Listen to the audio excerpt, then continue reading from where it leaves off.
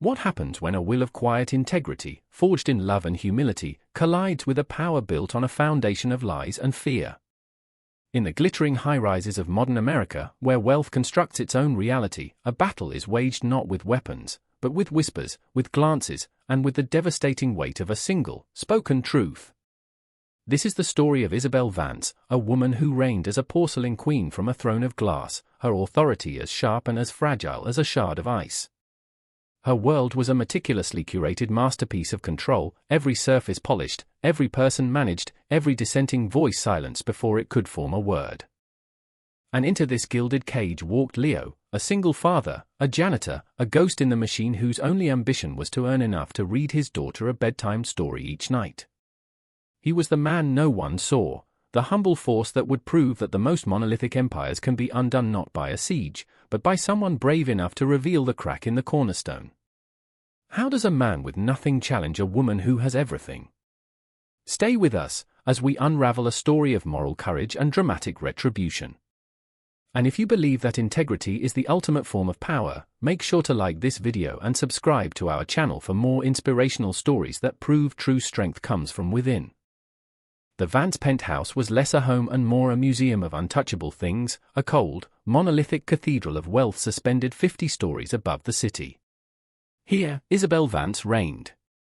She was not merely the wife of the billionaire industrialist Arthur Vance, she was the architect of this silent, oppressive kingdom. Her power was a precise art form, wielded not through loud commands but through the terrifying weight of her disappointment. A single, perfectly arched eyebrow could dismiss a chef of 20 years. A lingering, silent gaze on a barely perceptible streak on a window could send a veteran housekeeper into a spiral of anxiety. The air itself seemed to defer to her, growing still and heavy whenever she entered a room. Into this pressurized environment came Leo, hired to join the night cleaning crew. He was a man of quiet substance, his movements economical and deliberate, his face a calm and observant landscape. He was a widower, and his entire world had been distilled into the small, bright light of his 6-year-old daughter, Lily. He worked to keep her safe, to keep their small apartment warm, to ensure the stories he read her at night were filled with heroes who were kind, not cruel. On his first night, Samuel, the world-weary head of household staff, pulled him aside. "Watch her," he'd whispered, his voice dry as old paper. "Don't try to understand her. Just watch the surfaces. She believes a perfect surface hides everything. She's wrong, of course." A perfect surface reflects everything. Later that evening, Isabel, gliding through the marble hall, paused. She let a silk scarf, a whisper of fabric worth more than Leo's monthly salary, slip from her fingers to the floor. She didn't look back, a silent test. Leo simply bent down, picked it up, and folded it with a caretaker's gentleness, placing it on a nearby console table. He didn't call out to her. He didn't make a show of it. He just restored a small piece of order, his dignity an unflappable, silent force she had not anticipated. Leo's presence in the penthouse became a quiet disruption to Isabel's absolute control. He was an anomaly she couldn't categorize. He wasn't sycophantic, nor was he rebellious. He was simply present, a calm and steady force who did his job with a deep, monastic focus. This serene imperviousness began to infuriate Isabel. She escalated her psychological campaign, testing the edges of his composure. One night, she pointed to a vast, floor-to-ceiling mirror. "There," she said, her voice a clipped, cold note in the silence. A smudged Leo looked. He could see nothing, but he nodded, retrieved his cloth, and began to polish the flawless glass. As he worked, he saw not a smudge, but her reflection, her face a mask of placid elegance, yet her hands, clutching a small clutch at her side, were trembling almost imperceptibly. He was an observer by nature, a man who had learned to read the silent language of the world. He started noticing the minute details that composed the truth of Isabel Vance. He saw the way she always adjusted a specific silver-framed photograph on the mantelpiece, a sterile, corporate image of her and her husband, Arthur, but her fingers would always hesitate, a breath away from the frame, never actually touching it. He saw the way she recoiled from the scent of turpentine when the art restorers came, a reaction so visceral and private it was like witnessing a secret. Her cruelty, he began to realize, wasn't born of strength, but of a frantic, desperate effort to keep something at bay. Her perfectionism was a form of armor, and he now saw the faint, hairline cracks beginning to show, visible only to a man who knew how to look for flaws. He was no longer just cleaning surfaces, he was piecing together the ghost that haunted the queen of this gilded court. The campaign of quiet aggression reached a new level of personal cruelty. Leo's shift was scheduled to end at 8 o'clock each night, giving him just enough time to get home and tuck Lily into bed, their nightly ritual of reading a chapter from an old book of fairy tales the anchor of both their lives. One evening, at precisely 7:55, as he was packing his cart, Isabel appeared. She was holding a glass of dark red wine. With a theatrical sigh of feigned clumsiness, she let the glass slip, its contents splashing across a vast, cream-colored Aubusson rug in a bloody, arterial spray. "Oh, dear," she murmured, the apology a silken insult. "How terribly clumsy of me. This will need to be seen to." Immediately her eyes, cold and victorious, met his. She knew what she was doing, she was stealing his time with his daughter, attacking the very core of his identity as a father and caregiver. A flicker of pain crossed Leo's face, but it was quickly replaced by his unshakable resolve. He simply nodded, knelt, and began the meticulous, painstaking process of cleaning the stain. He worked with a surgeon's precision, his movements patient and focused, blotting and treating the delicate fibers. Hours later, Samuel found him finishing the work, the rug pristine once more. The older man's cynical facade cracked with a sliver of compassion. "She was not born this way," Samuel said, his voice a low conspiratorial whisper. "She came from nothing. From a place of ash and dust, a place she tried to burn from the memory of the world. Remember that. People who build walls that high are terrified of what they've buried in the foundation." It was a cryptic clue, a key offered by a fellow prisoner, and it planted a seed of inquiry in Leo's observant mind. A few weeks later, Leo was given a task reserved for the most trusted staff, clearing out a small, forgotten storage chamber at the back of the penthouse's sprawling service wing, a room Isabel was known to despise and had ordered sealed for years. It was a dusty mausoleum of Arthur Vance's past acquisitions, curated modern art, outdated electronics, and forgotten relics of a life lived before Isabel. Behind a towering stack of canvases, caked in a decade of dust, Leo found a small, plain wooden box, startlingly out of place amidst the opulence. There was no lock. His hands, steady and curious, lifted the lid. Inside, there was no hidden treasure, no jewelry, no bundles of cash. There was only the ghost of a forgotten life, a half-dozen yellowed, brittle newspaper clippings from a small, provincial newspaper, and a single, tarnished silver lapel pin. The pin was crafted in the simple, elegant shape of a bluebird. Leo carefully unfolded the clippings. They told the tragic story of a fire at a community art college in a working-class town in Pennsylvania, a story from over 2 decades ago. The fire had destroyed the main studio, and the articles lamented the death of the school's most promising scholarship student, a brilliant young painter who had perished in the blaze. Her name was Catherine Novak. But the grainy, black and white photograph of the smiling young woman with intense, hopeful eyes was unmistakable. It was Isabel. It was the face she had before the world had hardened it into a mask of cruel perfection. The bluebird, the article mentioned, was the emblem of the college. The mystery was solved. Isabel Vance had not been born into this world of power, she had clawed her way into it by burying a former self, faking a death, and erasing a past of poverty and simple dreams under an avalanche of fabricated elegance. The revelation settled not as anger in Leo's heart, but as a profound and aching clarity. He finally understood. Isabel's tyrannical obsession with perfection, her cruelty toward any sign of flaw or imperfection in her world, was nothing more than a desperate war against her own history. She wasn't just cleaning her home, she was trying to scrub the memory of Catherine Novak from existence. Every demand for flawless surfaces was an attempt to erase the ash and dust of her past. Every cold, dismissive word was a shield against the vulnerability of the poor, hopeful girl who had once loved to paint bluebirds. He now saw her not as a monster, but as a tragic figure, haunted and terrified. He placed the bluebird pin carefully in his pocket. It felt not like a weapon, but like a piece of the truth, heavy with the weight of a life denied. In the following days, a subtle shift occurred in their dynamic. Leo's calm was no longer just patient, it was knowing. And Isabel, a predator of human weakness, sensed this change. She could not identify its source, but his quiet dignity no longer felt passive, it felt like a judgment. This unnerved her to her core, and her fear curdled into a venomous resolve. She decided he had to be removed, not just fired, but broken, made an example of. The annual Vance Foundation Charity Gala was approaching, a glittering affair to be held in the penthouse. It would be the perfect stage. She presented the idea to her husband, Arthur, framing it as a necessary disciplinary action.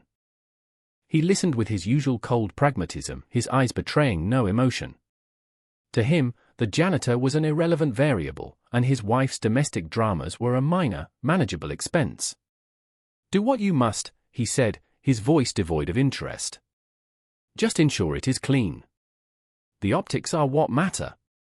The night of the gala arrived, and the penthouse was transformed into a constellation of earthly stars. Men in bespoke tuxedos and women draped in diamonds and silk drifted through the grand ballroom, their laughter echoing off the marble floors and floor-to-ceiling windows that displayed the city's glittering sprawl.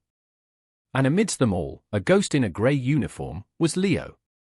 Isabel had insisted he work the party, a final, deliberate act of humiliation. He was to clear glasses and remain visible but silent, a living symbol of the untouchable class. Isabel was in her element, a radiant queen in crimson, her every movement a performance of effortless power. She smiled, she charmed, she accepted praise for her flawless taste and philanthropic spirit, all while the tendrils of her trap were tightening. She had taken one of her own diamond bracelets, a piece Arthur had given her, an asset he'd once called it, and, in a moment no one was watching, slipped it deep into the refuse bag on Leo's cleaning cart. She had already spoken to the head of her private security detail, her voice a dramatic whisper of concern about a recent theft. She had laid the groundwork with her husband. The stage was set. The audience was captive. The dramatic irony hung thick in the air, a palpable tension only Leo was oblivious to, his focus solely on his work, his movements calm and methodical as he navigated the glittering currents of the party, a solitary island of quiet industry in an ocean of excess. He was just a man trying to finish his shift, unaware he was about to be cast as the villain in the final act of Isabel's tragic play. The moment came just as the evening was reaching its peak. With a delicate tap of a knife against a champagne flute, Isabel commanded the attention of the entire room. A hush fell over the glittering assembly. She stood in the center of the ballroom, a solitary figure bathed in the soft glow of the chandeliers, her expression a masterfully crafted portrait of sorrow and regret.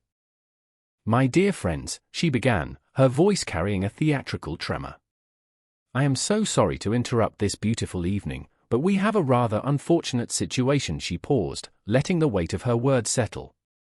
"It seems something of great value to me, a diamond bracelet, a gift from my husband, has gone missing tonight." A collective gasp rippled through the crowd.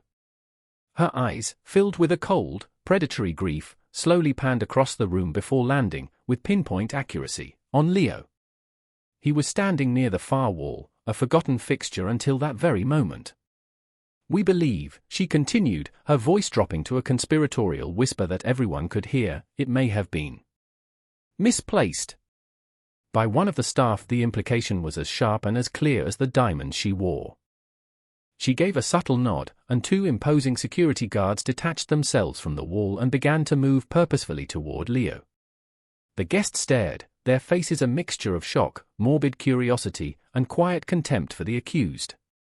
Arthur Vance stood near the fireplace, his face a mask of detached indifference, watching the scene unfold as if it were a minor stock market correction. Isabel's trap was sprung. The public humiliation was in motion. The janitor was about to be crushed under the full weight of her gilded world.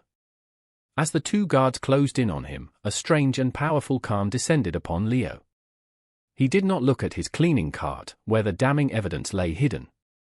He did not protest his innocence or look around for help. He understood, with perfect, piercing clarity, that this was never about a bracelet. This was about a ghost named Catherine Novak and a terrified woman's desperate attempt to exorcise it. He held the gaze of Isabel Vance, a quiet, unyielding connection across the silent, opulent room. He slowly raised his hand, not in a gesture of surrender, but to show that it was not empty. He uncurled his fingers. Resting in the center of his palm was the small, tarnished silver lapel pin shaped like a bluebird. He didn't need a microphone. The absolute silence of the room was his amplifier. His voice, when it came, was not loud, but it was devastatingly clear, imbued with a quiet authority that commanded the attention of every person present. 20 years ago, he began, his tone simple and direct, like a man telling a bedtime story. In a small town in Pennsylvania, a fire destroyed an art school. He did not look at Isabel, but he felt her entire body flinch. A brilliant young artist was lost in that fire. A scholarship student who had nothing but her talent and her dreams. They said she loved to paint birds. Especially bluebirds. He paused, letting the story sink in. He never once said her name. He didn't have to. The story itself was the accusation, gentle in its delivery but brutal in its truth. Every eye in the room, which had been fixed on him in judgment, now swung to their hostess. The effect was instantaneous and catastrophic. Isabel Vance's meticulously constructed mask of placid elegance did not just crack, it shattered into a million invisible pieces. The blood drained from her face, leaving behind a waxy, horrifying canvas of pure, unadulterated terror. The poise she had spent 2 decades perfecting evaporated in a single, silent moment, revealing the frightened, cornered girl from the forgotten newspaper clippings. Her hand, glittering with rings, flew instinctively to her throat as if to stop the truth from escaping her own lips. The guests, powerful and perceptive, began to connect the dots. The whispers started, quiet and venomous. They were not looking at a queen anymore, they were looking at a fraud. And in that moment, the most important spectator made his decision. Arthur Vance's expression finally changed. The cold, detached pragmatism shifted to a look of quiet, surgical fury. His wife was no longer an asset. She had become a catastrophic liability. The scandal, the deception, the sheer vulgarity of her humble origins, it was a stain he could not tolerate on his pristine portfolio of a life. He caught the eye of the lead security guard, who was frozen halfway to Leo, and gave a single, almost imperceptible shake of his head. Then, in the most damning act of all, Arthur Vance turned his back on his wife. He simply walked away, melting into the crowd, a silent, brutal, and public execution of their entire life together. Left alone in the center of the room, stripped of her husband's power and her life's great lie, Isabel Vance finally and completely collapsed. Her reign was over, dismantled not by an attack, but by the quiet, unshakable memory of a bluebird. In the aftermath, there was no grand explosion, only a quiet, efficient implosion. The story of Isabel Vance's true identity spread through the city's elite circles not as a headline, but as a hushed, delicious scandal, a modern fable of overreach and retribution. Arthur Vance, with the ruthless efficiency he applied to his corporate takeovers, excised her from his life. Legal documents were signed, assets were divided, and Isabel, or Catherine, as she now was, disappeared, swallowed by the obscurity she had once fought so desperately to escape. Her empire of fear, built on a lie, had vanished overnight. Leo did not stay to witness the fallout. The morning after the gala, he quietly submitted his resignation. He had not sought victory, power, or revenge. He had only sought to defend his own dignity and, in doing so, had spoken a fundamental truth that had been waiting, for 2 decades, to be heard. His final victory was not in the penthouse, but in his own small, clean apartment, bathed in the warm glow of a bedside lamp. He sat beside his daughter, Lily, who was tucked safely in her bed, her breathing soft and even. He held the old book of fairy tales, its pages worn smooth by love and repetition. He was not a giant slayer or a king, he was just a father, a good man who had faced down a dragon and won, not with a sword, but with his integrity. He had protected his own small, precious world, and in doing so, had affirmed a timeless moral law. And now, we turn the final page of this story and ask you, where does true power really come from? Is it from the wealth you accumulate and the control you exert, or is it from the quiet, unshakable truth you hold within yourself? Let us know your thoughts in the comments below. And for more stories that celebrate the triumph of the human spirit, don't forget to like, subscribe, and share this video with someone who needs a reminder that the most powerful voice is often the one that speaks the simple, honest truth.